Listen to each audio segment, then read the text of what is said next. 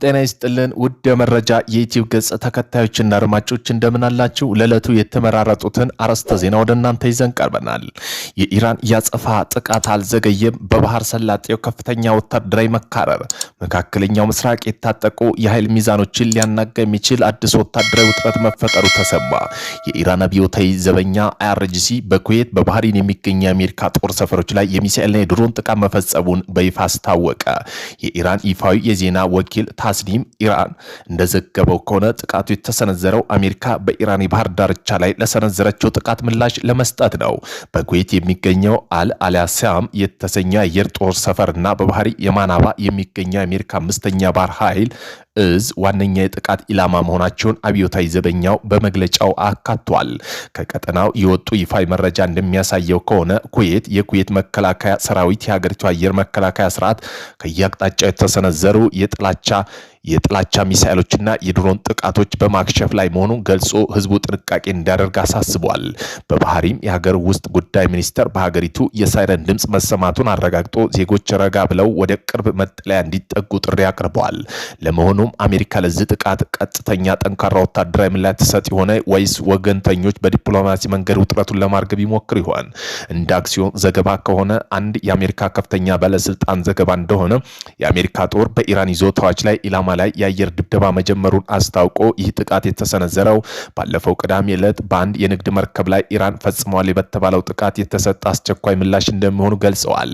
እንደ አንድ የፖለቲካ ተንታኝ እይታ እኔ በኢራን መሪዎች ቦታ በሆን ኖሮ ይህ የአሜሪካና ኢራን ፍጥጫ ወደ ለየለት ቀጠናዊ ጦርነት ሊያመራ የሚችልበት ከፍተኛ ስጋት ተፈጥሯል። በዚህ ሰዓት ኢራን ህጋዊና ተመጣጣኝ አለው የምትለው ምላሽ ለመስጠት የሚከተሉትን 4 ስትራቴጂካዊ ነገሮች አስቀምጣለች። እነዚህም ልትጠቀምባቸው ተብሎ የተገመተው አንደኛ ቀጥታ ያልሆነና ተመጣጣኝ ምላሽ አሴፕቲንግ ሪስፖንስ። አሜሪካ በኢራን ላይ የፊት ለፊት ጦርነት ፍላጎት ላይኖራት ይችላል። ስለዚህ አካባቢው ባሏት ታማኝ አጋሮች ፕሮክሲን አማካኝነት መካከለኛው ምስራቅ የሚገኙ የአሜሪካ ወታደራዊ ካምፖች ላይ ያነጣጠረ ሚሳኤልና የድሮን ጥቃት ልትሰነዝር ትችላለች። በሁለተኛ ኢኮኖሚና የባህር ወሽመጥ።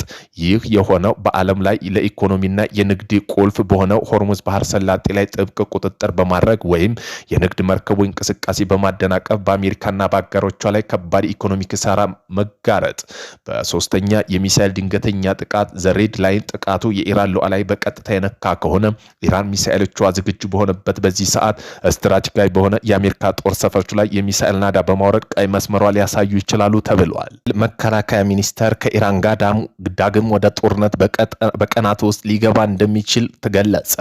አይዲኤፍ ዝግጅት እንዳደርግም ትዕዛዝ ተሰጥቷል ብለዋል ሚኒስትር እስራኤል ካዝ። እስራኤል ምንም አይነት ሚሳኤል ወደ እስራኤል ካስወነጨፈ አጸፋው የማያወላዳ ይሆናል ያሉት ካትዝ በቀጠናት ውስጥ ምናልባት ነገ ወይም ከነገ በስቲያ ወደ ጦርነት ልንመለስ እንችላለን በሚል አሳስበዋል። አሜሪካ ጋር እየተደራደረች ወደ እስራኤል ጥቃት የማድረስ ፍላጎት ኢራን አላት ብለዋል። አክለውም ሚኒስትሩ እስራኤል ሚሳኤል ሊወነጨፍባት አደገኛም ላይ ሳትሰጥ በፍጹም እንደማታልፍ ግልጽ አድርገዋል። ኢራን ላይ ያለምንም ደጋፊ ራሳችን ችለን ጥቃት ለማድረስ እንዲሁም ሰማያዊና ነጭ ዘመቻ ብሉ ኤንድ ዋይት ኢራን ውስጥ ለማድረግ ጦሩ እንዲዘጋጅ ትዕዛዝ ሰጥታለች ብለዋል። ብሉ ኤንድ ዋይት ዘመቻ በእስራኤልና ጦርነት ፖለቲካ ራሱን ችሎ ማጥቃት በሚል ትርጓሜ የተሰጠው መባሉን ፎክስ ኒውስ ጠቅሶ ዘገባው CNN ዘግቦታል። በኢራቅ የሚገኝ ከፍተኛ ሃይማኖታዊ መሪ የኢራን የበላይ መሪ ሰይድ ኦሌም ካሚን የቀብር ስነ ስርዓት በኢራቅ እንደሚጀመር በኢራን መንግስት ጥያቄ አቅርበው ነበር። የኢራን መንግስት የበላይ መሪ ለኢራቅ ያላቸውን ከፍተኛ ክብር የዚያራ ፍላጎት ከጥያቄ ውስጥ በማስገባት የሽኝት መርሃ ግብሩ በኢራቅ እንደሚጀምር ተወስኗል። ይህ ውሳኔ ኢራን የውጭ ጉዳይ ሚኒስትር አባስ አራግቺ ባለፈው ቅዳሜ በኢራቅ ዋና ከተማ ባግዳድ በመገኘት በይፋ አረጋግጠዋል። የሽኝት ጉዞም በይፋ የሚጀምረው ጁላይ 7 2026 ሲሆን የመጀመሪያ እረፍት አካል በሰዓት በኋላ ባግዳድ ይደርሳል። የዛኑ ቀንም ወደ ካዝሚን ከተማ በማቅናት ህዝባዊ የሽኝት ስነ ስርዓት ይካሄዳል። በቀጠናው ቀንም በጠዋት በታሪካዊነት ከርባል ከተማ የህዝብ ሽኝት ስነ ስርዓት እንደሚጀመር፣ ከሰዓት በኋላ ደግሞ አስክሬኑ ወደ ነጃፍ በማቅናት የሊቃውንትና የህዝብ ተሳትፎ ያለበት ስነ ስርዓት ይከናወናል። በቀጣይ ቀንም ጁን ላይ የነጃፍ ሽኝት ስነ ስርዓት ከቀጠናው በኋላ እረፍት አካል ከነጃፍ አውሮፕላን ማረፊያ ተነስቶ ወደ ኢራን ይወሰዳል። መጨረሻም ታላቁ መሻህር ከተማ የመጨረሻ የሽኝት ስነ ስርዓት ተከናውነው የቀብር ስነ ቀብራቸው ይፈጸማል። ይህ የቀብር ስነ ስርዓት አዘጋጅ ይህ ሽኝት በታሪክ ውስጥ እጅግ ግዙፍ የሚሆን ይገመታል። በሰኔ 1989 የተፈጸመው አያቶላህ ረሱላህ ከሚን የቀብር ስነ ስርዓት ላይ የሚጠበቀው የህዝብ ብዛት 10 ሚሊዮን በላይ ኢራናውያን ሌሎች ተሳታፊ መሳተፍ ይታወቃል። ከ35 ዓመት በፊት የነበረው የሁምኔ የቀብር ስነ ስርዓት ላይ ይህን ያህል ቁጥር ያለው ህዝብ ከተገኘ የዚህ ጦርነት የተወሰኑት የኢራን የበላይ መሪ ለመሸኘት የሚወጣው ኢራናዊ ብዛት ምናልባት የሽኝት ፕሮግራሙ የዓለማችን ትልቁ የቀብር ስነ ስርዓት ሊሆን እንደሚችል ይጠበቃል።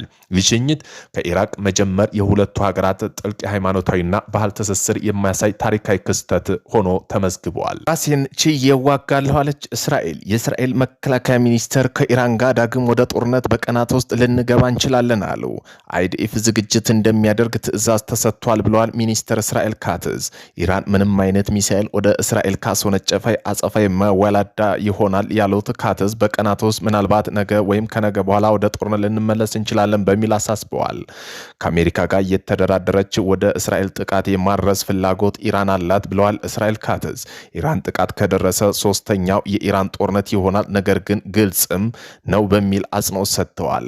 እስራኤል ሚሳኤል ሲወነጨፍባት አደገኛ ምላሽ ሳትሰጥ አታልፈውም የሚል መረጃው ሚኒስትሩ አጋርተዋል። በኢራን ያለምንም ደጋፊ ራሳችንን ችለን ጥቃት ለማድረስ እንዲሁም ሰማያዊና ነጭ ዘመቻ ብሉ ናይን ዋይት ኢራን ውስጥ ለማድረግ ጦሩ እንዲዘጋጅ ትዕዛዝ ሰጥቷል ብለዋል። ብሉ ኤንድ ዋይት ዘመቻ በእስራኤል ጦርና ፖለቲከኞች ራስን ችሎ የማጥቃት በሚል ትርጓሜ ይሰጠዋል መባሉን ፎክስ ኒውስ ጠቅሶ ሲኤንኤን በዘገባ አመላክተዋል። ፕሬዚዳንት በፓኪስታን ንግግር ሲያደርጉ ኢራን ለራሷ መከላከያ ባትሰጥ ኖሮ እስራኤልና ዩናይትድ ስቴትስ አሜሪካ ሀገራችንን ባወደሙ ነበር። ልክ ጋዛ እንደወደመች ሁሉ ለአረጋውያንም ሆነ ለወጣቶች ምንም አይነት ርኅራኄ ሳታሳያሉ የሰብአዊ መብቶች እንደሚደግፉ ይናገራሉ። ነገር ግን ያንን ክስ ከማታለል የዘለለ አይደለም። ራሳችን የመከላከል አቅም ባይኖር ኖሮ ለህዝባችን ምንም አይነት ምህረት ባላሳዩ ኃይላችን ለማጥፋት ይጠሩ ነበር። ለዚህ ነው ኢራን በምንም አይነት ሁኔታ ቢሆን ከመከላከያ አቅሟ ጋር በፍጹም የማትደራደረው አሉ። ዩክሬንና ጃፓን በሩሲያ እገዛ የሰሜን ኮሪያ ሚሳኤል ኢላማ ትክክለኛ ከፍተኛ ሁኔታ እየጨመረ መሆኑን አስጠነቀቁ። የሩሲያ ጦር በዩክሬን ላይ ጥቅም ላይ የዋሉ የሰሜን ኮሪያ አጭር ርቀት ተወንጫፊ ባላስቲክ ሚሳይሎች የውጊያ ብቃት የኢላማ ትክክለኝነት በከፍተኛ ደረጃ መጨመሩን ዩክሬንና ጃፓን አስጠነቀቁ።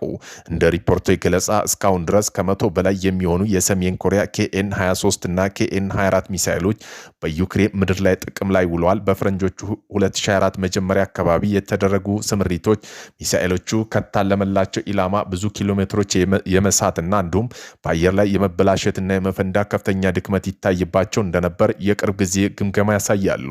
ይሁን እንጂ በቅርብ በተካሄደው የሚሳኤል ማስወንጨፊያ ትንታኔ አስገራሚ መሻሻል ማሳየታቸውን የስለላ ባለስልጣን ገልጸዋል።